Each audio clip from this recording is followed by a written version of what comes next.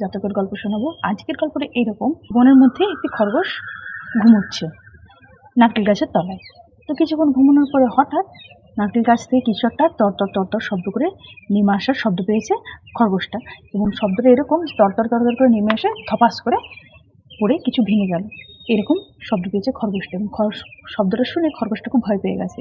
সে ভেবেছে যে পৃথিবী বুঝি ভাগ হয়ে যাচ্ছে এবং তারা বুঝি সকালেই মা বাবা আত্মীয় পরিজন সবাই বুঝি মারা যাবে। তো যেই ভয় পেয়েছে অমনি খরগোশ দৌড়তে শুরু করেছে আর বলতে শুরু করেছে পৃথিবী ফাটছে, পৃথিবী ফাটছে। প্রথম খরগোশ এরকম কথা বললো, তার শুনে শুনে আরেকটা খরগোশ বললো, তুমি ছুটছো কেন?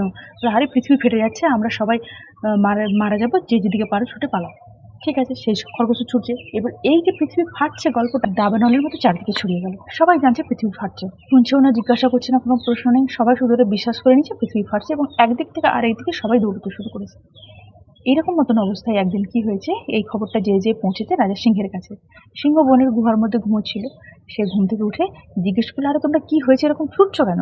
তখন একটি ছোট্ট টিয়া ওইখানে বসেছিল। টিয়া বলছে যে পৃথিবী ফাটছে, তাই আমরা যে যেদিকে পারছি ছুটে পালাচ্ছি। রাজামশাই আপনিও পালান, পৃথিবী ফেটে যাচ্ছে, আমরা এখন সবাই মারা পড়ব। সিংহ তখন ভীষণ গর্জন করে উঠেছে যে তোমাকে এই খবরটা দিল কে? টিয়া বলছে, আমি এই খবরটা শুনলাম বাঁদরের কাছে। বাঁদর বলছে, আমি এই খবরটা শুনেছি চিতার কাছে। চিতা বলছে, আমি এই খবরটা শুনেছি হাতির কাছে। এই করে করে শেষ পর্যন্ত খবরটা যে ছড়িয়েছে খরগোশ, তার কাছ পর্যন্ত সিংহ পৌঁছে গেল। খরগোশদের দিকে আনা হলো যে কি হয়েছে ব্যাপারটা। খরগোশ তখন বললো যে আমি এরকম নারকেল গাছে তলায় বসে ঘুমোচ্ছিলাম, তো হঠাৎ একটা তরতর তরতর শব্দ হলো, ধপাস করে একটা শব্দ হয়েছে, আমি ভাবলাম যে পৃথিবী বুঝি ভেঙে গেছে, ভাগ হচ্ছে, ফেটে যাচ্ছে। তখন সিংহ বললো, ঠিক আছে, খরগোশ যেটা বলেছে সেইটার তদন্ত করা হোক।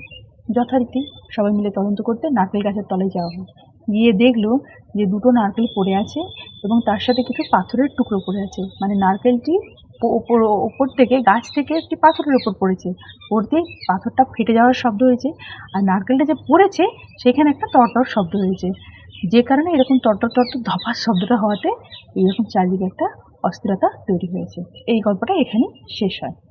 এর থেকে এটা বোঝা যায় যে চারদিকে অস্থিরতা তো থাকবেই, আপনি কতটা অস্থির হচ্ছেন সেটা অবশ্যই প্রাসঙ্গিক বিষয়। গল্পগুলো কেমন লাগছে অবশ্যই জানাবেন। অনেকদিন পরে আপনাদের সামনে গল্প নিয়ে এসে আমার তো বেশ ভালো লাগছে। আপনাদের শুনতে কেমন লাগছে? যদি ভালো লাগে তাহলে অবশ্যই লাইক, শেয়ার, সাবস্ক্রাইব এবং কমেন্ট অবশ্যই করবেন। ভালো থাকবেন সকলে, ধন্যবাদ।